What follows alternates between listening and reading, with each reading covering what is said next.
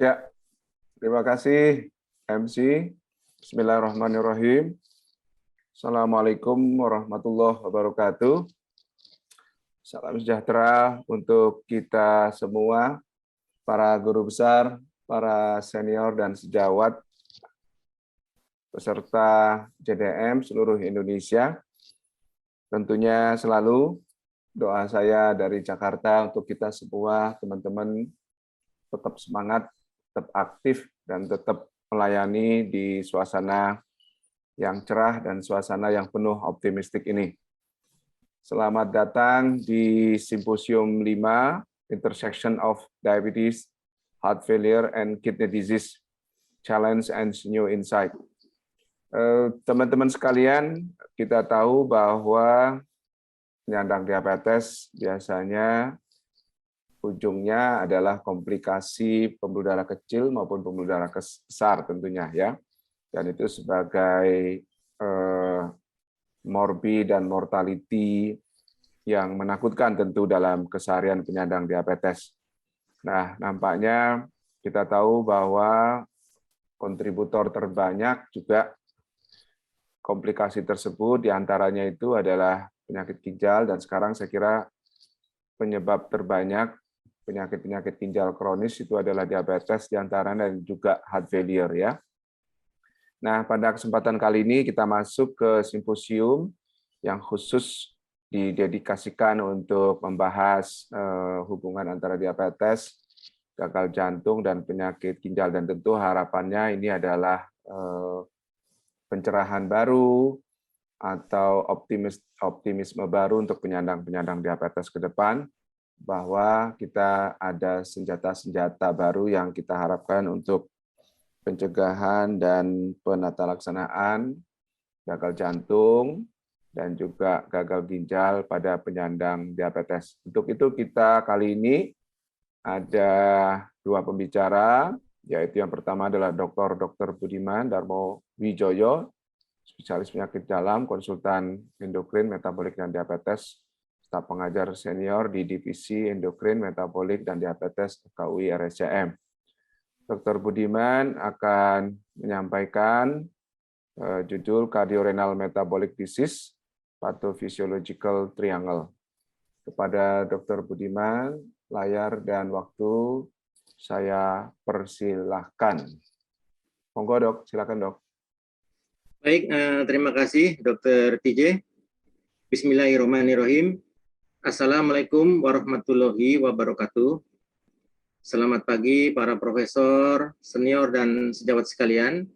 Pada pagi hari ini saya diberi tugas oleh panitia JDM untuk menyampaikan masalah Cardiorenal Metabolic Disease, Pathophysiological Triangle. Izin share screen.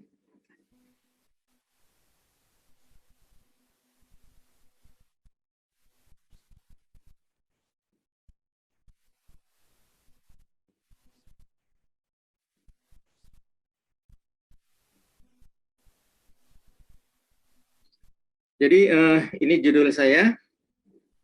Baik, ini outline-nya. Yang pertama kita akan bicarakan burden of disease cardiorenal complication in metabolic diseases, kemudian patofisiologi heart failure pada diabetes mellitus, patofisiologi diabetic kidney disease, dan summary. Nah, kita mulai saja ya, bahwa diabetes sudah menjadi epidemik ya, dan membawa masalah dalam kesehatan secara global. Kita ketahui bahwa pada tahun 2019 saja sudah terdapat penderita diabetes itu 463 juta. Dan sudah terjadi kenaikan daripada cardiovascular disease sampai 2 kali. Dan juga ada kenaikan 10 kali pada prevalensi pada end-stage renal disease. Nah, bagaimana estimasinya di Indonesia? Pada tahun 2019, kita penduduk yang terkena diabetes sekitar 10,6 juta, dan pada tahun 2045 akan meningkat sampai 16,6 juta. Nah, ada suatu penelitian yang namanya Discover, dan di Indonesia itu ikut dalam penelitian tersebut. Ternyata dalam penelitian tersebut orang-orang Indonesia itu mempunyai HbA1c yang paling tinggi, yaitu bahkan mencapai 70% pasien yang HbA1c-nya itu lebih dari 8%. Nah, dari HbA1c itu yang tinggi, kemudian diikuti selama 3 tahun, memang terdapat penurunan dari 9,2 ke 8, tapi ternyata pasien-pasien yang mengalami hospitalisasi karena kardiovaskular event itu masih tinggi, sampai 41%. Nah, jadi cardiorenal disease memang komorbidity yang paling banyak terjadi pada diabetes mellitus, yaitu antara heart failure dan renal itu mencapai 60%. Nah, kita lihat bahwa biasanya diabetes itu mempunyai komplikasi terhadap metabolik, kardiovaskuler, dan renal. Jadi kardiorenal metabolik. Pada kardiovaskuler akan terjadi hipertensi, coronary heart disease, heart failure, dan akut coronary syndrome. Sedangkan pada renal akan menyebabkan suatu chronic kidney disease.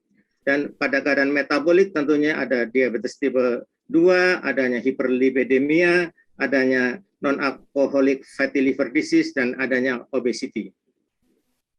Nah, kita lihat bahwa ternyata diabetes tipe 2 ini mempunyai efek sentral terhadap perkembangan dan progresi dari kardiovaskuler dan renal disease, di mana terhadap diabetic efek ini terhadap jantung ini akan menyebabkan heart failure, dan kemudian terhadap pembuluh darah akan menyebabkan ASCVD, dan terhadap ginjal juga akan menyebabkan suatu kidney disease. Nah, ada 3 mekanisme utama yang menyebabkan perkembangan dan percepatan daripada disfungsi daripada renal, yaitu yang pertama melalui hemodynamic mechanism, di mana terjadinya fluid overload dan retensi dari cairan dan garam, kemudian adanya kongesti di renal dan kardiak, kemudian adanya limited organ perfusion, kemudian adanya vasokonstriksi di end organ. Nah, juga terjadi suatu neurohormonal mekanisme, yaitu adanya aktivasi daripada RAS, kemudian aktivasi dari sympathetic nervous system. Juga ada CVD associated mechanism, di mana ada chronic inflammation dan aktivasi daripada cellular immunity. Nah, kita lihat bahwa DM tipe 2 juga berkaitan dengan bertambah risikonya daripada cardiovascular disease, itu melalui oksidasi stres, kemudian disglisemia, melalui obesity dan inflamasi, melalui dislipidemia, melalui hiperkoagulopati, melalui endothelial dysfunction, dan melalui growth hormone system. Kita lihat bagaimana patofisiologi pada heart failure pada diabetes. Jadi pada diabetes akan terjadi suatu hiperglikemia, ada insulin resistant, dan ada hiperinsulinemia. Nah, ini di sisi sebelah kiri ini akan menyebabkan suatu inflamasi, dislipidemia, endothelial dysfunction yang akan menyebabkan coronary artery disease, pada akhirnya akan terjadi ischemic cardiomyopathy dan heart failure pada akhirnya. Nah, sedangkan yang di sisi kanan akan terjadi cardiomyocyte hypertrophy, adanya left ventricle hypertrophy, adanya aktivasi RA system, adanya calcium handling, kemudian FFA utilization, ada pun formasi dari ages, dan kemudian adanya autonomic dysfunction akan menyebabkan juga di sini kardiomyopati. Nah, bagaimana sebenarnya kalau kita lihat secara lebih dalam lagi?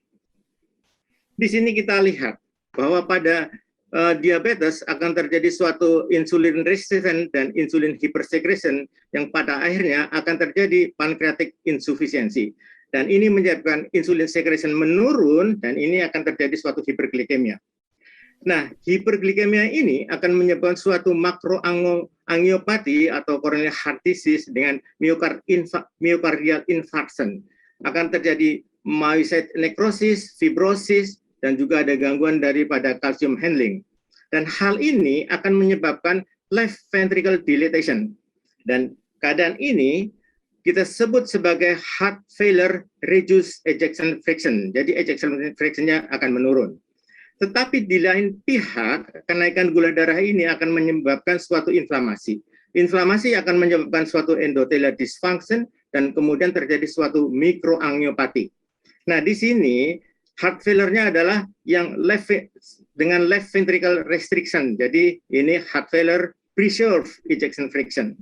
Nah, ini nanti akan juga secara circulus vitosus ini menyebabkan heart failure, ada ras yang meningkat, sympathetic activation, dan seterusnya. Ya. Nah, ini adalah patofisiologi dari heart failure pada diabetes. Nah, pada penata laksanaan manajemen diabetes tipe 2 terjadi perubahan. Yang dulunya hanya glukosentrik, sekarang fokus pada cardiorenal metabolic focus. Di mana sejak tahun 2018 ada dan EASD mengadakan konsensus stratifikasi pada kardiovaskuler dan renal risk. Dan bahkan pada algoritma yang dikeluarkan ada tahun 2020 dan 2021 bahwa pendekatan terapi diabetes tipe 2 itu harus memperhatikan faktor-faktor risiko adanya ASCVD, heart failure atau CKD ya, terpisah dengan daripada A1C. Nah, bagaimana pada Perkeni sendiri ya? Jadi Perkeni mengatakan bahwa kalau kita menemui pasien kita diagnosis sebagai diabetes, kita harus melakukan tes ureum kreatinin ya untuk screening ya, juga urin albumin dan urin albumin to creatinine ratio atau UACR.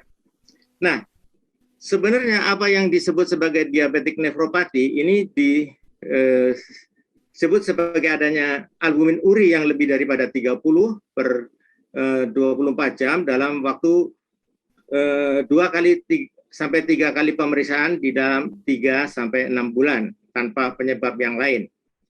Nah, kita bisa bagi albuminuria itu menjadi mikro dan makro. Kalau mikro 30 sampai 299 dan makro itu lebih daripada 300. Nah, rekomendasi ada tahun 2021 kita harus memeriksa UACR dan EGFR itu setiap tahun. Tetapi kalau UACR lebih dari 300 dan EGFR yang sudah mencapai 30 sampai 60 itu sebaiknya kita periksa setahun 2 kali. Nah, kita lihat bagaimana patofisiologi terjadinya diabetic kidney disease. Ini ada dua rangkaian. Kita lihat dulu dari rangkaian yang angiotensin 2. Angiotensin 2 ya akan menyebabkan peningkatan intraglomerular pressure yang akibatnya akan meningkatkan proteinuria. Kita lihat. Nah, di sini. Ini adalah gambaran hemodinamik pada ginjal yang normal, sedangkan yang ini adalah pada ginjal yang diabetik. Pada ginjal yang diabetik akan terjadi vasodilatasi dari arteriol afren, ya, sehingga tekanan intraglomerulurnya ini meningkat. Nah, juga akan terjadi vasokonstriksi pada arteriol afren.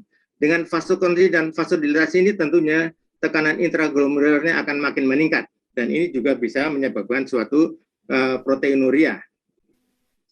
Nah, juga selain itu, pada yang pasien diabetes ini, ada peningkatan dari reabsorpsi dari glukosa dan NaCl ini di tubulus proksimal dari ginjal. Kita lihat.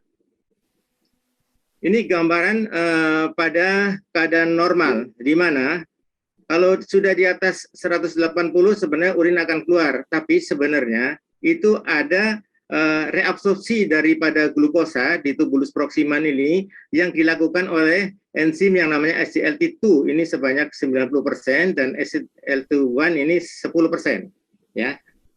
Nah, bagaimana pada pasien yang diabetes?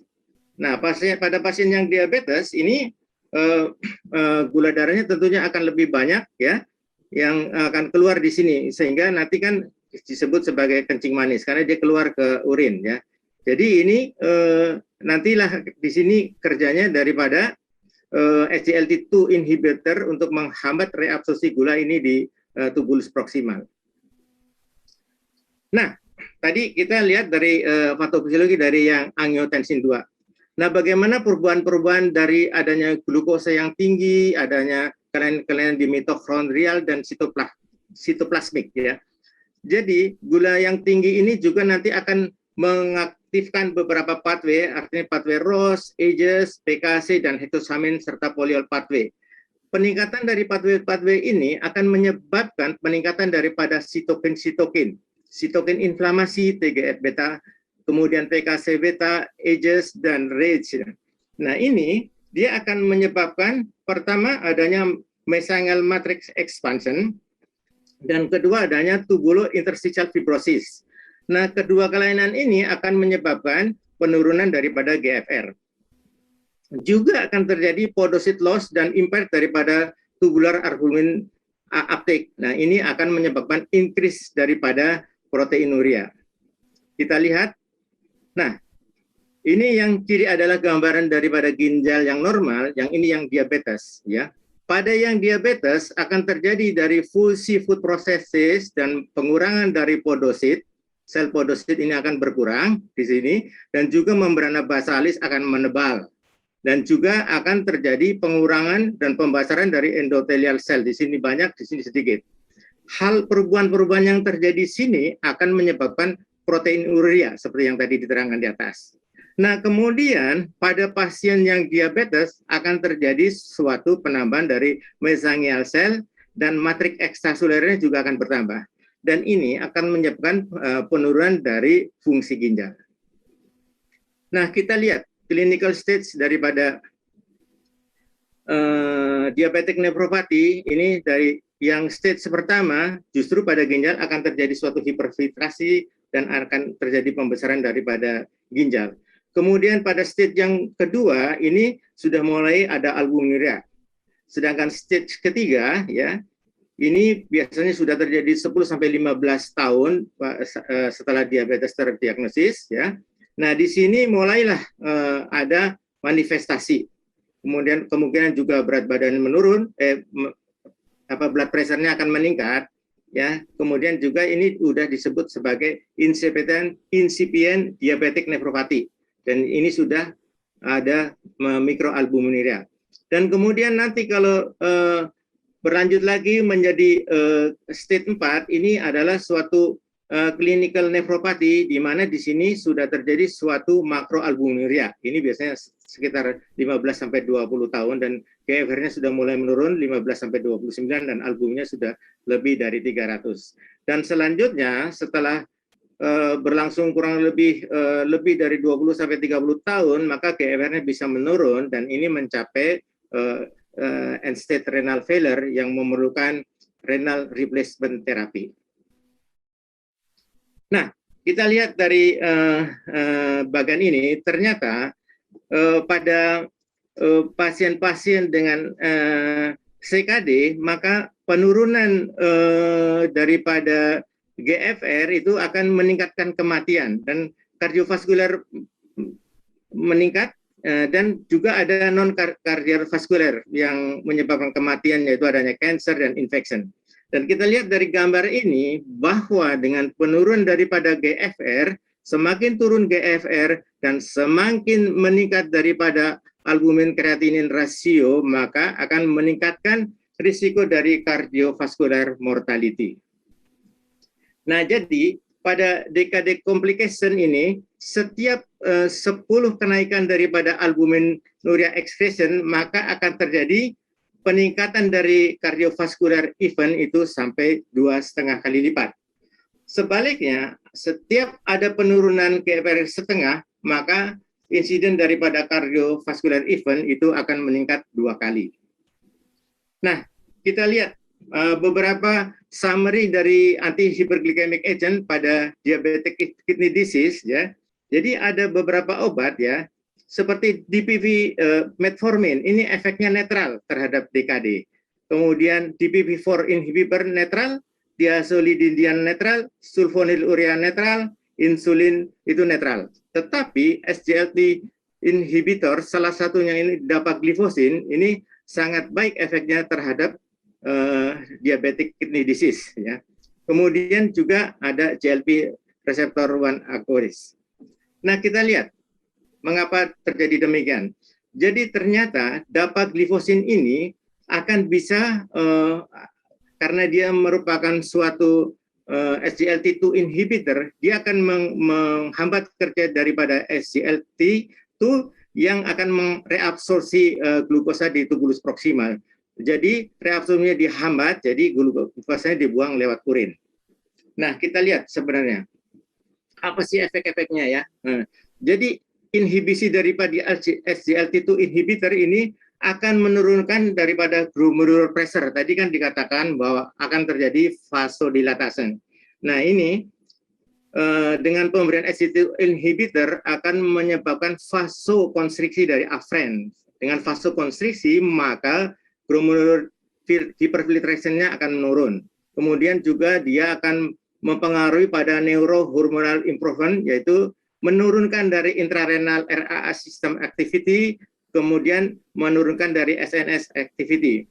Juga dia akan menurunkan fibrosis ya, dan juga menurunkan fibrotic marker. Kemudian dia juga akan menurunkan renal workload dan hipoksia ya. Sehingga hasil akhirnya kliniknya adalah menyebabkan stabilisasi daripada EGFR, kemudian akan menurunkan blood pressure, kemudian akan menurunkan tubular glomerular injury, dan juga menurunkan albuminuria, serta renal ischemic injury-nya diperbaiki. Ya, jadi juga bisa menaikkan HB. Jadi artinya pemberian SGLT2 inhibitor pada pasien diabetes mempunyai efek proteksi terhadap nefropati. Nah, kita lihat bagaimana pengaruhnya terhadap jantung. Dengan pemberian SGLT2 inhibitor itu akan menyebabkan penurunan preload dan afterload sehingga plasma volume menurun, vascular resistance menurun, kemudian juga memperbaiki myocardial energy, kemudian juga memperbaiki cardiac remodeling, sehingga pada akhirnya pada jantung akan menyebabkan penurunan tekanan darah, juga memperbaiki daripada cardiac contractility, sehingga SGLT2 inhibitor dapagliflozin ini akan mempunyai efek proteksi terhadap myocardial injury ataupun heart failure. Nah, ini hebatnya obat ini ya, bahwa setelah menurut ada association ini pada tahun 2021 algoritmenya mengatakan bahwa setelah pemberian metformin kita harus melihat adakah faktor risiko dari ASCVD, heart failure atau CKD, dan pada yang ada faktor ini kita bisa memberikan SGLT2 inhibitor. Juga kalau memang pemberian metformin belum bisa menormalkan HbA1c, kita bisa mengkombinasi dengan SGLT2 inhibitor. Dan kelebihan yang lain adalah bahwa kombinasi dengan SGLT2 inhibitor itu bisa memperbaiki atau menurunkan berat badan. Nah, sebagai conclusion, secara global terdapat peningkatan daripada evidence cardiorenal metabolic complication, dan patofisiologi dari cardiorenal metabolism ini masih terus dipelajari. Demikian Dr. TJ yang bisa saya sampaikan. Terima kasih. Wassalamualaikum warahmatullahi wabarakatuh. Dan acara kita teruskan dengan presentasi dari Dr. Trijuli Edita Rigen yang akan menyampaikan topik cardiorenal risk prevention in type 2 diabetes management. Waktu dan tempat kami persilakan Dr. TJ. Terima kasih Dr. Budiman. Mohon di close. Ya, saya menyambung aja. Assalamualaikum warahmatullahi wabarakatuh para guru besar, senior, dan sejawat sekalian. Dan terima kasih kepada panitia yang sudah menugaskan saya. Dan juga terima kasih kepada PT Astra yang mensponsori acara kita kali ini. Teman-teman sekalian, kalau tadi Dr. Budiman sudah menyampaikan aspek dasar-dasar patomekanisme dari bagaimana kerja dan rasionalisasi obat-obat diabetes golongan SGLT2 inhibitor. Nah, saya melanjutkan ke aspek-aspek klinis dan juga trial-trial yang terkait dengan golongan obat SGLT2 inhibitor ini tentunya. Tentu juga ada sedikit pengantar nanti terkait dengan obat SGLT2 inhibitor, sejarah, dan sebagainya. Ini disclosure saya, dan kira-kira ini nanti sequence presentasinya. Dan kita tahu, teman-teman sekalian, bahwa sesungguhnya ultimate goal dari pengelolaan diabetes, pengelolaan hiperglikemi adalah pencegahan mikrovaskular dan makrovaskular, artinya vascular protection, ya. Dan nanti data-data declare, data HF, dan data CKD, saya kira ini bisa menegaskan kembali bahwa kita ada harapan baru dan manfaat baru, di samping juga obat-obat yang lama tentunya. Jadi obat-obat yang lama, metformin, SU, dan sebagainya, saya kira itu juga masih ada tempatnya untuk menurunkan gula darah, tetapi mereka hanya bekerja spesifik ya dalam menurunkan gula darah. Data-data added value-nya itu yang lebih sedikit atau dibandingkan dengan obat-obat golongan baru. Teman-teman sekalian, ini tantangannya makin banyak. Saya kira ini IDF mengeluarkan atlas yang mutakhir, biasanya Desember ini keluar, ini tapi November kita kebetulan sudah ada datanya. Dan biasanya atau yang tahun lalu 2019 kita ranking 7. Sekarang naik ranking nih. Jadi ranking 5 negara terbanyak diabetes dewasa dengan jumlah sekitar 19,5 juta. Nah, tentunya yang lalu sekitar 10 jutaan lebih, naik hampir ke 100% nampaknya datanya ya.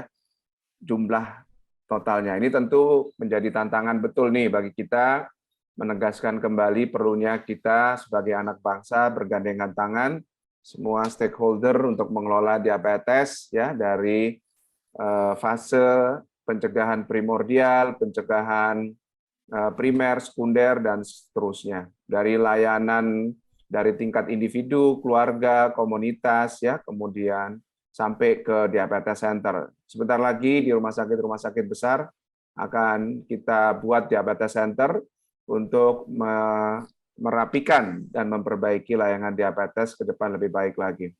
Dan kita tahu diabetes sekarang jadi penyebab terbanyak penyakit-penyakit gagal ginjal dan seterusnya.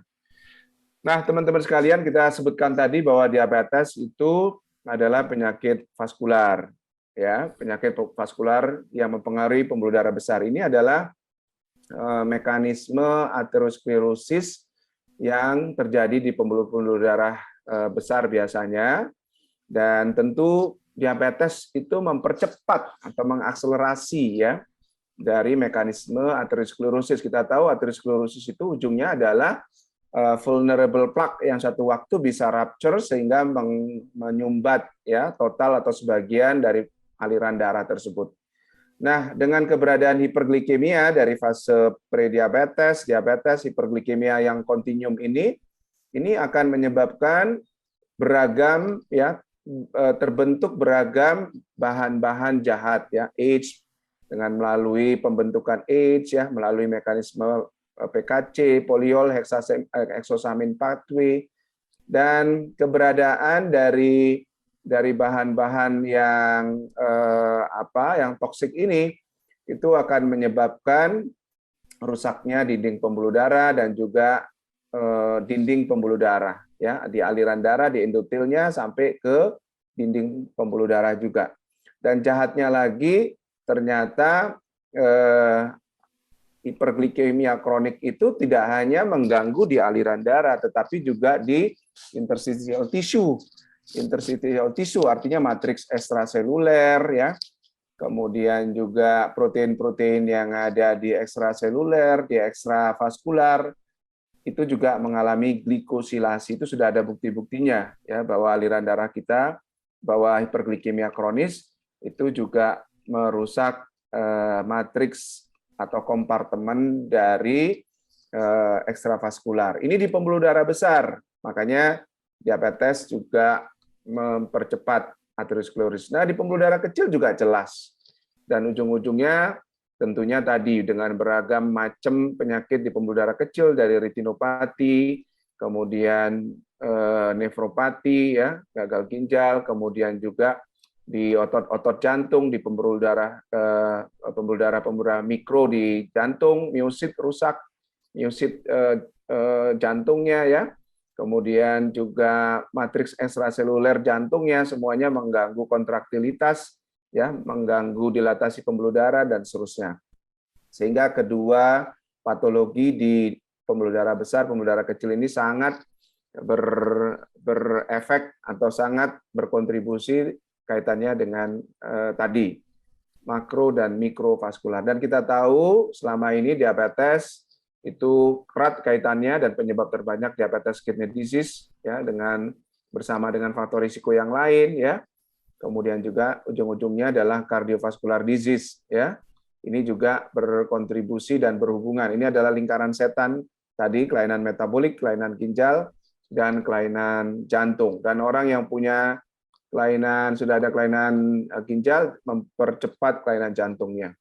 Dan kita tahu teman-teman sekalian bahwa ini penyandang diabetes mudah menjadi gagal jantung, dan ini menjadi tantangan kita untuk men-screening, menapis sedini mungkin, jangan sampai berat ya. Dan kadang-kadang ini bukan melalui mekanisme koroner atau bukan melalui mekanisme hipertensi ya, tapi melalui mekanisme sendiri yang tadi sudah dijelaskan oleh Dr. Budiman. Dan juga ujung-ujungnya adalah masuk rumah sakit. Ini jelas beda sekali datanya antara penyandang diabetes dengan bukan penyandang diabetes. Dan kalau ada gagal jantung, ini teman-teman sekalian, risiko kematian, morbiditas dan mortalitasnya sangat tinggi. Kalau kita lihat data ini pada pria dan wanita, itu kematian kematian dari gagal jantung ini itu kira-kira sama dengan cancer ya. Jadi sebenarnya kan gagal jantung ini bisa dicegah, bisa dideteksi dini dan sebagainya, dan bisa kita kelola dengan cara-cara yang lebih murah, dengan cara yang lebih dini tentunya ya, dibandingkan dengan kita melakukan manajemen cancer misalkan yang rata-rata costly dan juga prognosisnya juga lebih sulit untuk dikelola ya. Jadi teman-teman sekalian, itu data-datanya sangat beragam memang ya. Jadi kalau penyandang diabetes yang memiliki chronic heart failure itu sekitar 20-30% ya. Tetapi pasien-pasien yang chronic heart disease yang memiliki diabetes itu lebih banyak lagi, 30-40%. Nah, ini data-datanya juga jelas kaitannya diabetes dengan renal replacement therapy. Bangsa Asia lebih banyak lagi yang mengalami end-stage renal disease dan membutuhkan renal replacement therapy. Ya, jadi ini termasuk pemakan belanja BPJS terbanyak ini cuci darah, karena cuci darah tentu kita tahu ditanggung oleh BPJS dan itu sangat mahal, dan sekarang di mana-mana di dunia ini penyebab cuci darah terbanyak itu salah satunya adalah kencing manis. Dan tadi sudah disampaikan bahwa penurunan EGFR ya itu sangat meningkatkan cardiovascular mortality ya, dan juga proteinuria. Ini jelas datanya firm bahwa adanya proteinuria, albuminuria itu meningkatkan risiko morbiditas dan mortalitas kardiovaskular. Ini jelas ya. Dan ini kontinumnya teman-teman sekalian, bagaimana bahwa penyakit diabetes itu ujung-ujungnya nanti dengan komplikasi kardiorenal ya, kemudian gagal jantung ya, stroke, MI dan seterusnya. Dan ini tentu harus dicegah dari pencegahan primer, pencegahan sekunder dengan obat-obatan yang tidak saja menurunkan gula darah, tetapi punya pathway khusus, punya added value, punya nilai tambah, bahwa selain dia menurunkan gula darah, dia punya data memperbaiki ya kardiovaskular risk dan juga memperbaiki atau menurunkan progresi kerusakan ginjal dan memperbaiki gagal jantung tentunya. Dan kalau kita lihat dari data UKPDS atau UKPDS ini menggunakan metformin SU, jelas bahwa sebenarnya dengan menurunkan gula darah dengan agen apapun itu bermanfaat ya. Tetapi kita tentu akan lebih baik lagi selain dia obat itu menurunkan gula darah, tapi punya beyond pathway gitu ya, beyond hyperglycemic pathway. Nah, itu tentu yang kita sekarang tawarkan dengan keberadaan obat-obat golongan baru, diantaranya golongan SGLT2 inhibitor dan golongan GLP-1 reseptor agonis tertentu. Ya, jadi kita masuk teman-teman sekalian bahwa data-data klinis ini meta-analisis nih ya, meta-analisis dari data-data yang sudah eksis, jelas ya bahwa untuk kematian kardiovaskular itu golongan SGLT2, golongan GLP-1 ini lebih superior dibandingkan dengan DPP-4 inhibitors ya. Dan untuk gagal jantung nampak sekali bahwa SGLT2 memang datanya konsisten baik ya. Sehingga ini sekarang menjadi, saya kira menjadi pilihan ya untuk diabetes yang ada gagal jantung dengan kondisi dan syarat ketentuan tertentu untuk diberikan golongan SGLT2 inhibitors. Nah, sekarang coba kita detailkan tentang golongan obat ini. Teman-teman sekalian, jadi obat ini sebenarnya dirintis sudah lebih 1 abad ya, yang prototipnya itu fluorizin itu orang awalnya tahu dari ekstrak kulit ini apel ya, kulit akar apel itu ya. Awalnya dipakai untuk pengobatan malaria, kemudian diketahui efeknya bahwa dia punya efek glukosuria tahun 1865 ya. Pernah juga diketahui awal-awal memperbaiki fungsi ginjal pada studi-studi ini binatang dan juga studi pada manusia, dan belakangan baru diketahui dia punya efek penurunkan gula darah ya, yang diilhami dari familial glukosuria ya. Jadi ternyata golongan ini diketahui menghambat SGLT2 dan SGLT1. Dan sekarang sebenarnya obat-obat SGLT2 inhibitors ini banyak diteliti untuk komponen-komponen yang lain seperti menurunkan asam urat ya, menurunkan menurunkan perlemakan hati ya, juga untuk yang lain-lain ya, tensi, kolesterol dan sebagainya itu dalam proses penelitian dan sebagian data-datanya tentu baik. Nah, tadi sudah jelas disampaikan oleh Dr. Budiman bahwa obat golongan SGLT2 inhibitors ini menghambat reabsorpsi sodium dan glukosa. Jadi pada orang diabetes itu terjadi maladaptif ya, terjadi overexpression dari SGLT2, protein transmembran SGLT2 yang ada di tubulus proksimal tadi. Akhirnya apa? Efeknya adalah terjadi reabsorpsi yang berlebihan ujung-ujungnya dan terjadi peningkatan gula darah. Jadi kayak lingkaran setan. Ya, karena terjadi maladaptif dari atau overekspresi dari SGLT2 tadi ya. Sehingga terjadi hiperglikemia. Nah, dengan golongan obat ini maka tadi ya sodiumnya dibuang dan juga glukosanya dibuang. Jadi makanya pasien-pasien kita yang menggunakan obat golongan ini glukosa urinnya tinggi, +3, +4 ya, karena memang dibuang melalui ginjal glukosanya. Dan jangan lupa bahwa obat golongan ini menyebabkan vasokonstriksi dari afren. Ya, jadi pada diabetes yang biasa, pada diabetes umumnya itu terjadi vasodilatasi afrennya, ya, vasodilatasi afrennya. Maka kalau diberikan obat golongan ini akan terjadi vasokonstriksi dari afrennya sehingga terjadi penurunan tekanan intraglomerulus. Jadi tekanan intraglomerular ini agar dia tekanannya berkurang, maka afrennya harus dikonstriksi, efrennya harus dibuka, dilatasi. Nah, biasanya efren ini kita dilatasi dengan obat-obat golongan ACE inhibitor atau ARB. Maka kombinasi antara SGLT2 inhibitor yang mengkonstriksi afren dan ACE inhibitor atau ARB yang mendilatasi efren itu sangat memperbaiki atau menurunkan tekanan intraglomerulus ya. Nah, obat-obat ini jelas ya menurunkan gula darah, juga konsisten kelas efeknya menurunkan berat badan ya, dan juga systolic blood pressure tentunya. Nah, teman-teman sekalian, jadi coba kita lihat tadi sebenarnya sudah dijelaskan bagaimana mekanisme kerja obat ini. Dengan meningkatkan glukosuria maka penurunan HbA1c.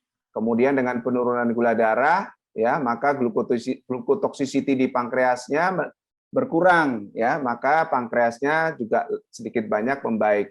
Kemudian juga memperbaiki atau menurunkan berat badan. Nah, yang lain akibat natriuresis dan osmotic diuresis, maka volumenya berkurang, ya, terutama menarik cairan yang berada di interstisial. Makanya pasien-pasien yang gagal jantung kronis, ya, itu yang utamanya dengan obat ini yang ditarik itu adalah cairan yang berada di interstisial. Kalau kita tahu loop diuretik itu utamanya menarik cairan yang berada di intravaskular, ya, sehingga dia menurunkan tekanan darah dan juga menurunkan tekanan intraglomerular, ya. Dan tadi teman-teman sekalian kita coba detailkan bagaimana pivotal trial dari obat-obat golongan ini, terutama dapagliflozin, ya. Dapagliflozin ini CVUT-nya bernama DECLARE trial, ya. Dan ini DECLARE trial ini menggunakan DAPA 10 mg, dan kalau kita lihat itu background subjeknya itu mayoritas adalah hanya dengan multiple risk factor saja, tanpa established cardiovascular disease. Jadi ini sebenarnya dengan spektrum baseline subjeknya ini menegaskan, ya, bahwa obat ini kita bisa gunakan untuk primary prevention, ya, untuk pasien-pasien yang belum pernah atau belum ada riwayat established cardiovascular disease, ya. Nah, kalau kita lihat teman-teman sekalian, kalau trial-trial yang lain itu umumnya sebagian besar itu sudah pasien-pasien yang sudah dengan established cardiovascular disease, ya. Sehingga kalau kita mau ekstrapolasikan untuk pasien-pasien yang clean, pasien-pasien yang hanya hanya dengan multiple risk factor saja atau primary prevention, tentu kita ragu-ragu menggunakan. Tapi dengan DAPA ini kalau kita lihat itu hampir 60% itu pasiennya clean. Clean artinya belum ada riwayat kardiovaskular risk factors-nya, ya. Jadi ini salah satu kelebihan dapagliflozin, trialnya dapagliflozin ini, bahwa dia juga menegaskan untuk primary prevention untuk pasien-pasien yang hanya dengan risk factor saja, belum mengalami cardiovascular event. Nah, kalau kita lihat primary outcome-nya ini yang kombinasi hospitalisasi heart failure dan CV death itu sangat baik, ya. Jadi berbeda secara bermakna dibandingkan dengan placebo. Walaupun untuk MIS-nya tidak bermakna, tidak signifikan, ya. Ini MIS ini tentu biasanya adalah gabungan dari CV death, non-fatal stroke dan non-fatal myocardial infarction, ya. Dan kalau kita lihat ininya hospitalisasinya konsisten, ya, pada trial DECLARE tersebut. Nah, teman-teman sekalian, ini sebenarnya DAPA ini kalau kita lihat ini, kalau kita ambil grup yang reduce ejection fraction-nya juga nampak, ya, bahwa baik sekali. NNT-nya juga kecil, ya, 11 nih. Kalau kita mau lihat primary outcome-nya adalah kombinasi antara hospitalisasi heart failure dan CV death, ya. Jadi kalau NNT-nya kecil, ini artinya obat ini baik untuk kaitannya dengan tujuan pemberiannya, ya. Nah, bagaimana dengan data renalnya dari DECLARE? Data DECLARE juga jelas, ya, bahwa dibandingkan dengan placebo, dapagliflozin ini secara signifikan, ya, mencegah progresi dari kelainan ginjalnya. Nah, sekarang kita masuk ke trial yang kedua, yaitu DAPA heart failure. DAPA heart failure ini adalah studi menggunakan dapagliflozin pada pasien-pasien heart failure, baik diabetes atau non-diabetes, yang reduce ejection fraction. Reduce ejection fraction itu biasanya ejection fraction-nya kurang dari 40%, ya. Dan kalau kita lihat ada trial yang lain, ya, DELIVER trial itu DAPA pada heart failure yang preserve, itu datanya belum selesai, masih dalam penelitian. Jadi yang sudah ada selesai datanya adalah DAPA reduce, ya. Kalau DAPA reduce ini, DAPA heart failure ini diabetesnya hanya sekitar 42%. Jadi sekitar 58% itu bukan diabetes. Tapi kalau kita lihat teman-teman sekalian, CV death, ya, kemudian ini jelas, ya, untuk perburukan heart failure-nya nampak baik ya golongan SGLT2 inhibitors ini dibandingkan dengan dibandingkan dengan placebo dan menurunkan menurunkan risikonya sampai 25%. Nah, yang lain adalah DAPA-CKD. Di DAPA-CKD trial yang menggunakan dapagliflozin ya pada pasien-pasien yang established CKD ya. Ini yang ACR-nya atau proteinurnya lebih dari 200 ya dan eGFR terendahnya 25. Jadi kalau selama ini secara regulatori kita masih menggunakan eGFR harus di atas 45 ya untuk menggunakan SGLT itu karena regulasi POM, tapi trial-trialnya mereka sudah mulai dengan menggunakan yang lebih dari 25 ya eGFR-nya. Dan kalau kita lihat ini teman-teman sekalian, DAPA-CKD ini itu sekitar diabetesnya hanya 67%, yang non diabetesnya sekitar 33%. Nah, kalau kita lihat ini primary outcome-nya jelas menurunkan 36% ya progresi ginjal pada pasien-pasien yang diabetes. Ini kebetulan yang diambil ditampilkan adalah pada grup yang pasiennya diabetes. Jadi teman-teman sekalian, kalau saya resumekan apa yang tadi poin-poin yang ingin saya sampaikan sebenarnya adalah bahwa ultimate goal kita mengelola diabetes itu tidak cukup hanya menurunkan hiperglikemi, tapi juga mengelola tensi, mengelola berat badan, mengelola lipid, mengelola faktor risiko yang lain, ya. Dan ini semuanya harus bersama-sama dengan lifestyle changes, ya, dengan obat-obatan yang tersedia tentunya, dan untuk agar pasiennya tidak jatuh ke penyakit-penyakit kardiovaskular. Dan ini kita tahu diabetes, gagal jantung, dan chronic kidney disease, ya itu semuanya dekat, dan ini lebih baik kita cegah ya dibandingkan dengan mengelolanya dari awal, dari jauh-jauh, ya. Dan kalau kita lihat DAPA dan juga pengobatan-pengobatan yang lain, ini jelas bermanfaat untuk pencegahan proteksi vaskular. Terima kasih, saya kira itu yang ingin saya sampaikan. Dr. Budiman, saya tutup. Assalamualaikum warahmatullahi wabarakatuh, dan kita langsung mengadres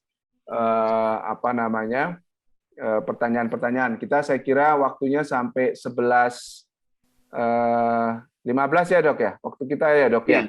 11.15. Ya, jadi kita ada waktu 15 minutes untuk berdiskusi nih, Dr. Budiman, dan saya lihat ini sudah ada pertanyaannya. Nah, ini pertanyaan kaitannya dengan materi tadi, Dr. Budiman. Pada diabetes, afrennya dilatasi. Ini diabetes yang belum diberikan SGLT2 inhibitor. Afrennya kontriksi. Mohon penjelasan mengapa hal tersebut terjadi. Nah, ini bagaimana menjelaskannya nih, Dr. Budiman ya.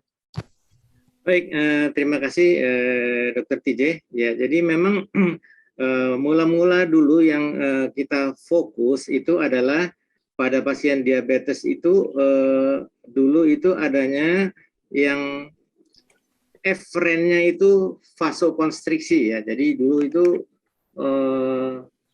fokus ke situ. Jadi kenapa terjadi demikian bahwa adanya afrennya yang vasodilatasi dan efrennya itu vasokonstriksi, itu adalah efek dari kerja peningkatan RAA system. Jadi renin angiotensin aldosteron system yang naik pada pasien diabetes, dan juga hal tersebut menyebabkan peningkatan daripada angiotensin 2.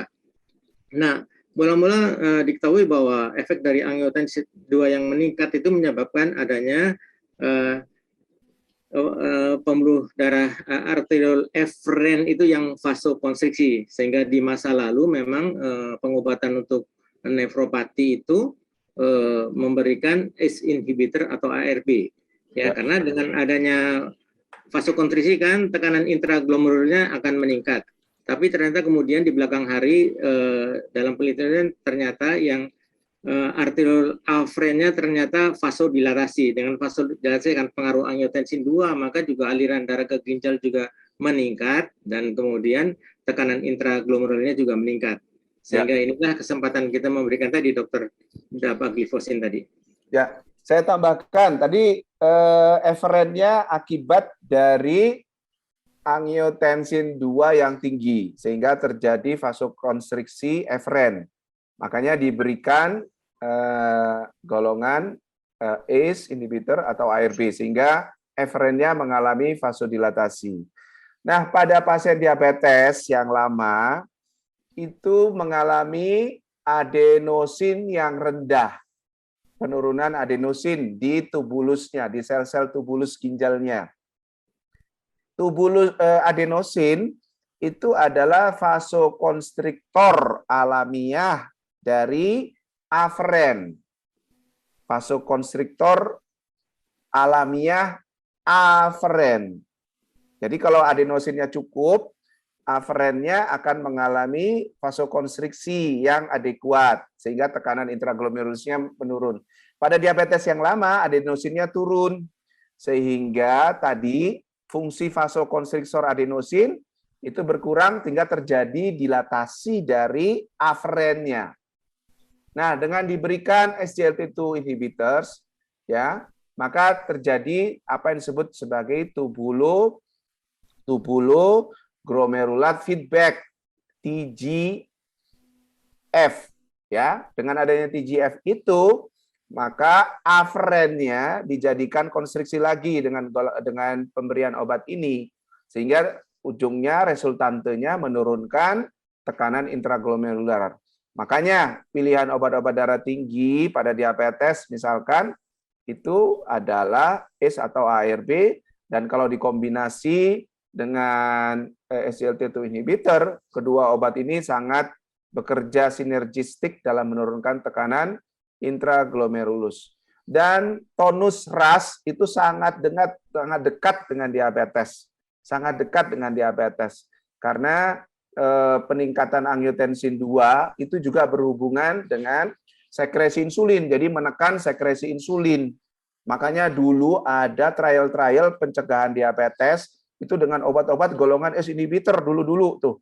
Bagaimana caranya orang yang prediabetes atau yang normal dikasih ACE, apakah data-datanya itu perbaikan nggak untuk pencegahan angka prediabetes dan diabetesnya, gitu ya. Itu tambahan saja untuk pertanyaan pertama tadi.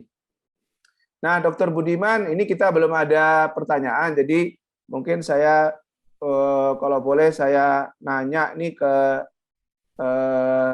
Dokter Budiman karena belum ada pertanyaan dari teman-teman audiens. Dan sekarang kan ada golongan ini ya, Dok, obat-obat baru yang juga menekan atau mengurangi progresi chronic kidney disease ini. Misalkan golongan MRA ya. MRA, mineralokortikoid reseptor antagonis seperti fenirenon dan sebagainya. Kira-kira ke depan Dr. Budiman selain golongan ACE, ARB dan SGLT2 diabetes inhibitor ini kita tahu ya SGLT2 inhibitor ini sudah di-approve oleh FDA juga ya untuk digunakan pada pasien-pasien dengan diabetic kidney disease ya untuk mencegah progresi. Nah, tentu ke depan kita juga ditawarkan dengan golongan MRA dan sebagainya. Mungkin Dr. Budiman bisa kasih tambahan, Dok. Maaf, Dokter, apa tadi? Golongan mineralokortikoid reseptor antagonis yang dulu kan adanya kan spironolakton ya. Sekarang kan ada yang lebih friendly ya, non steroidal seperti finerenon dan sebagainya, gitu, Dok. Itu yang tentang nephrilicin inhibitor ya, Dokter TJ? Bukan, Dok, bukan yang MRA. Oh, saya belum baca, Dokter TJ. Mungkin Dokter TJ lebih sudah baca. Ya, saya nggak terlalu banyak bacanya, masih sekilas saja. Nanti mungkin kita lihat di lain waktu. Ini kebetulan ada pertanyaan Dokter Budiman ini. Apakah masih ada tempat SGLT itu pada pasien stage 4 dan pasien dialisis? 1. Apakah ada peran obat diabetes secara langsung pada pencegahan CKD, misalkan menurunkan albumin urin ekskrin seperti pada ACE atau ARB? Silakan Dokter Budiman. Sebentar Dokter TJ. Stage 4 dan dialisis. Stage 4 dan dialisis ya, baik. Ya. Kalau dialisis saya kira sudah tidak ada lagi tempatnya ya, Dokter TJ, karena dia secara patofisiologis udah nggak main lagi. Kemudian tadi yang satu lagi? State 4. Jadi EGFR-nya antara 30 ke antara 5 state 4 itu 15 ke 30 ya EGFR-nya. Ya, kalau melihat tadi yang Dokter TJ sampaikan bahwa itu juga dengan EGFR 25, jadi masih mungkin bisa diberikan, Dokter TJ. Ya. Ya, jadi teman-teman sekarang nampaknya orang lagi banyak mencoba dengan EGFR yang lebih rendah. Hanya saja kita tahu bahwa titik tangkap kerja atau target kerja obat ini adalah di tubulus tadi, tubulus proksimal yang tentunya harusnya dalam kondisi normal, ya, belum tergantikan dengan fibrosis yang banyak. Makanya sampai saat ini, ya, kalau di kita di BPOM itu masih mensyaratkan 45 EGFR baseline-nya sebelum kita inisiasi obat ini. Walaupun dalam trial itu mereka sudah menginisiasinya, ada yang 25, bahkan ada yang 15, ya, di atas 15, ya. Jadi kita tunggu dulu datanya. Nah, saya menyarankan untuk teman-teman sekalian untuk sampai saat ini tetap menggunakan EGFR baseline 45 karena itu regulasi lokal dari BPOM untuk kita memulai obat golongan SGLT2 inhibitors ini. Dan tentunya ini sekaligus menjawab ini dok, yang pencegahan CKD albuminuria dok. Saya kira obat SGLT2 inhibitor ini konsisten ya, sangat baik ya menurunkan albuminuria melalui penurunan tekanan intraglomerulus bersama dengan ACE inhibitor atau ARB ya, dan tentunya dengan cara-cara lifestyle yang lain, restriksi protein dan sebagainya. Dan kayaknya ini sama dok dari pertanyaan dokter Andi, EGFR 12 dok. Jadi udah state 5 nih 12 ini ya. Silakan dok. Ya, kalau state 5 kan sudah tidak bisa, dokter. Tadi kan paling banyak tadi mau dicoba pada yang 15 kan EGFR-nya. Ya. Jadi teman-teman, saya kira kalau sudah EGFR-nya 12 ya sudah tidak diberikan, tidak boleh lagi ya. Dan jangan kaget, awal-awal itu EGFR-nya bisa turun ya. Karena tadi terjadi penurunan tekanan intraglomerulus di awal-awal. Biasanya paling lama sekitar sebulan sampai 3 bulan. Nanti setelah itu EGFR-nya akan naik lagi ke baseline-nya. Jadi jangan kaget kalau setelah mendapatkan golongan obat ini EGFR-nya kok turun. Nah, gitu ya. Nanti takut. Tapi itu sifatnya transien dan setelah itu dia akan kembali ke baseline-nya. Nah, ini dokter DM UTI berulang bisa digunakan. Dokter Budiman, kita tahu bahwa salah satu efek samping yang konsisten ya SGLT2 inhibitor ini adalah sebenarnya genital infection ya, genital infection. Tapi ini pertanyaannya konteksnya adalah UTI. Mungkin dokter Budiman bisa tambah dok? Ya, barangkali kalau hanya UTI dan sudah diterapi dan sudah sembuh, ya kita boleh coba SGLT2 inhibitor. Namun kalau dia timbul lagi ya mungkin jangan diberikan begitu dokter TJ. Ya, memang dari trial konsisten ya genital infection-nya. Mungkin salah satu penjelasannya karena adanya glukosuria itu ya. Nah, tetapi untuk pasien-pasien Asia datanya lebih sedikit. Saya sendiri, pasien-pasien saya yang menggunakan ini hampir nggak pernah melaporkan adanya genital infection atau UTI, ya, karena kan tipikal bangsa kita itu ini ya washing ya, water washing, cebok ya, beda mungkin dengan sebagian yang menggunakan tisu saja begitu. Jadi dengan cebok itu ternyata itu sangat mengurangi, ya. Jadi saya hampir nggak pernah, walaupun pasiennya wanita tua, gemuk, ya, banyak lipatan gitu. Itu nggak pernah itu, walaupun menggunakan golongan SGLT2 inhibitor. Tetapi teman-teman memang trial yang dari barat itu konsisten ya, lebih tinggi. Jadi hati-hati dan usahakan diberitahu bahwa dia personal hygiene-nya harus baik, ya. Tetapi kalau misalkan dia terus berulang dengan golongan obat ini, ya saya lebih menganjurkan untuk apa namanya di stop, ya. Tapi semuanya itu adalah privilege, ya, penilaian teman masing-masing, karena penilaiannya tentu manfaat dan risiko. Artinya kalau dia manfaat kardiovaskular, manfaat untuk heart failure, dan manfaat untuk progresi ginjalnya lebih baik, kemudian UTI-nya bisa dikelola dengan hal-hal yang sederhana, ya kita masih tetap melanjutkan saja biasanya, ya. Usia, Dok, Dr. Yunir, Dr. Budiman, Dok, ada ini nggak, Dok? Oh, batasannya begitu maksudnya? Iya, batasan usia. Saya kira nggak ada ya. Yang Ya. penting kalau kita memberikan SGLT2 inhibitor dapat glifosin itu ya kita harus edukasi benar bahwa itu minumnya harus cukup ya. Nah, kontrol minum itu paling mudah adalah tadi dengan warna air kencing gitu. Kalau dia air kencingnya udah mulai kuning seperti yang sekarang sudah umum dipasang di toilet-toilet ya, itu berarti kita kurang minumnya. Jadi kita suruh pasiennya itu tambah minumnya. Begitu, Dokter TJ. Ya, terima kasih, Dok. Jadi memang teman-teman sekalian, sebenarnya tidak ada, ini kan usia juga jadi relatif sekarang kan, ada juga orang tua umurnya 70, 75, tapi ambulasinya, kemudian apa namanya, ADL-nya baik dan sebagainya.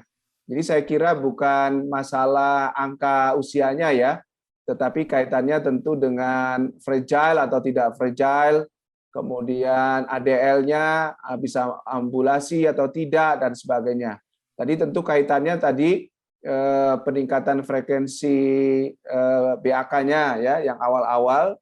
Tentu ini kalau pasiennya misalkan fragile, pasiennya harus dibantu ya, pasiennya kursi roda, itu menyulitkan ya. Dan tentu hati-hati juga ya, kalau pasien nggak ada caregiver-nya, kemudian dia harus jalan ya ke toilet, bisa jatuh, risiko jatuhnya meningkat. Jadi harus dipikirkan betul-betul dan case by case. Tapi kalau orang tua yang fit ya, bisa jalan, bisa ambulasi, bisa kemana-mana, bisa ngurus sendiri, ya nggak ada masalah. Saya kira bukan urusan atau bukan faktor besarnya usia ya, atau nilai angka usianya, tapi lebih ke arah tadi ya, apakah dia mandiri dan sebagainya. Nah, untuk yang gangguan fungsi hati, saya kira sampai saat ini yang dilarang itu child C ya, child C, child A sama child B masih bisa, nggak ada masalah ya, karena pada gagal hati atau liver failure tentu kita harus tidak berikan obat ini dan berikan insulin ya, child C terutama. Nah ini Dok, yang kaitannya dengan transien penurunan eGFR Dok, ini toleransinya sampai berapa lama kita tunggu atau kita nilai ya?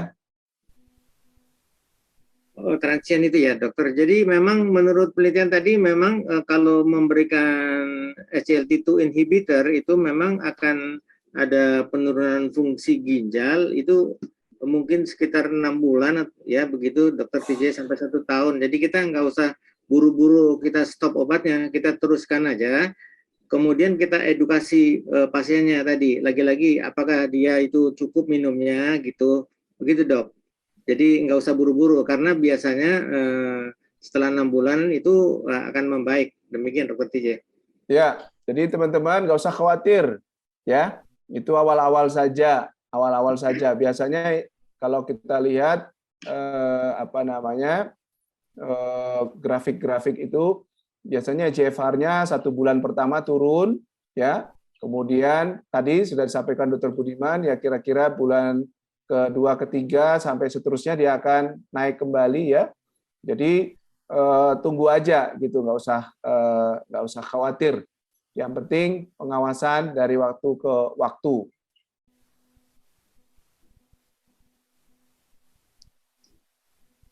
Masih ada lagi dok? Kira-kira dok? Ini EMPA dengan KANA dok.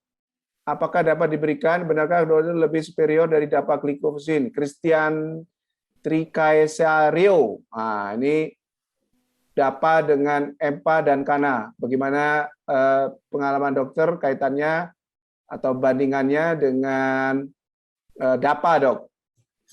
Silakan, dok. Ya, kalau karena glifosin, saya kira saya belum pernah nyoba ya. Apa dokter Titi udah pernah karena glifosin? Belum ini, dok, belum di lapangan ya, belum ada di lapangan ya. Belum ada kan ya? Ya, Ya, kalau empagliflozin, saya kira kalau kita bandingkan dengan dapagliflozin sih, saya kira efeknya sebanding ya dok, nggak terlalu bermasalah. Artinya sama saja, jadi toleransi pasiennya sama, efek baiknya kurang lebih juga sama begitu. ya. Jadi tidak terlalu berbeda. Demikian dokter Tije. Ya, teman-teman sekalian, tentu teman-teman harus pintar-pintar membaca trial-trial yang ada, ya, trial-trial yang ada. Sebenarnya efek penurunan gula darahnya comparable, ya, kalau lihat dari penurunan gula darah, toleransi dan sebagainya. Dan data-data penelitiannya kan untuk heart failure, untuk pencegahan progresi ginjal itu juga konsisten, ya, kedua macam obat ini, ketiga macam obat ini, ya. Hanya saja kalau pasiennya untuk pencegahan primer, artinya hanya dengan multiple risk factor, saya lebih senang menggunakan DAPA. Kenapa? Karena declare itu sebagian besar pasiennya adalah pasien hanya dengan multiple risk factor saja. Tapi kalau pasiennya sudah macam-macam begitu ya, sudah ada heart failure yang berat, yang kemudian gagal ginjal yang berat, saya lebih senang menggunakan EMPA. Kenapa? Karena EMPAREC itu hampir 100% itu pasien-pasiennya dengan established cardiovascular disease, ya. Jadi dengan data-data seperti itu kita bisa pilih-pilih lah kira-kira mana yang lebih kuat datanya, ya, mana yang lebih preferensinya lebih cocok dengan trial-trial yang tersedia. Jadi kita bisa pilih obat tersebut untuk grup atau kelas pasien diabetes yang sesuai dengan trial aslinya gitu, sehingga harapannya tentu lebih baik. Baik, saya kira cukup ya Dokter Budiman, waktunya. Ini sebenarnya masih ada, dok, ini. Apakah SGLT itu sudah masuk menjadi salah satu armamentarium pengobatan pasien heart failure, dok? Oh, baik. Ya itu kalau sekarang ini kan sebenarnya SGLT2 inhibitor ini kan tadinya obat diabetes ya. Dari obat diabetes itu berkembang menjadi obat ginjal dan sekarang obat jantung begitu dokter. Jadi Ya. memang sekarang justru menjadi pilihan pada pasien-pasien diabetes yang mengalami heart failure tadi ya. Dan juga malah saya dengar itu dari bagian jantung malah mengadakan penelitian katanya heart failure yang tanpa diabetes itu udah dicoba dokter. Katanya efeknya bagus. Demikian dok. Ya, memang kalau kelihatan di DAPA HF ya, itu sekitar 58% itu tanpa diabetes. Tanpa diabetes, mayoritas malah tanpa diabetes. Dan saya kira di beberapa society mereka sudah menempatkan SGLT2 inhibitor ini ya untuk gagal jantung on the top of standar terapi ya, bahkan untuk pasien-pasien yang bukan diabetes juga mereka sudah berikan ya. Jadi silakan saja kalau teman-teman mau mencoba pada pasien gagal jantung kronis, syarat dan ketentuan berlaku ya, syarat dan ketentuan berlaku ya. Yang jelas tidak ada tempatnya. Kalau pasien ADHF, saran saya jangan digunakan. Pasien yang New York kelas 4 ya, jangan digunakan. Tapi yang sudah chronic stable gagal jantungnya ya. Satu lagi nih, kapan pemberian 5 dan 10? Nah, teman-teman sekalian, kalau untuk dosis DAPA ini kaitannya dengan kalau untuk tadi heart failure CKD kan kita menggunakan 10 ya trial-trialnya. Tetapi kalau konteksnya itu untuk menurunkan gula darah, teman-teman boleh pilih 5 atau 10. Jadi 5-10 itu 10 lebih baik sedikit dalam konteks menurunkan hiperglikemianya. Tetapi kalau trial-trial tadi yang sudah disampaikan, DAPA HF dan DAPA CKD, itu nampaknya mereka lebih menggunakan 10 mg ya. Baik, Dok, saya kira cukup ya Dok ya. Dan Baik. saya minta Dr. Budiman untuk menyimpulkan Dok sebelum kita tutup Dok. Baik, terima kasih Dr. TJ. Jadi dalam menata laksanaan diabetes, kita lebih baik adalah melakukan prevensi dari awal. Jadi jangan sampai pasiennya itu sudah jatuh kepada diabetic kidney disease ataupun pada heart failure. Jadi itu penata laksanaannya akan lebih mudah. Jadi pilar-pilar pengobatan diabetes itu harus dipraktekkan dengan tepat dan kita jaga tadi ABC-nya itu harus tetap bagus sehingga komplikasinya tidak terjadi. Namun andai kata pun terjadi komplikasi untuk yang sekarang, alhamdulillah sudah ada obat-obat baru yang bisa mengatasi diabetic kidney disease dan heart failure karena diabetes. Demikian Dr. TJ. Ya, terima kasih Dr. Budiman. Teman-teman sekalian, kita sekarang berada di tsunami obat-obat diabetes. Jadi obat-obat diabetes yang kita tawarkan tidak hanya untuk menurunkan gula darah. Tapi carilah obat-obat diabetes yang datanya ada selain menurunkan gula darah, dia punya pathway tersendiri ya untuk mencegah progresi kelainan ginjal, mencegah kardiovaskular ya, mencegah heart failure dan sebagainya. Tentu pasien-pasien kita berharap ada added value dengan obat-obat yang tersedia itu dan kita bisa pilih-pilih. Dan setiap orang tentunya punya preferensi terbaik untuk masing-masing individu. Dan semuanya kita pertimbangkan bersama-sama. Selain fenotip penyakitnya dan juga kantongnya dipertimbangkan bersama-sama. Background payer-nya dan juga yang lain-lain tentunya. Terima kasih, itu saja. Assalamualaikum warahmatullahi wabarakatuh.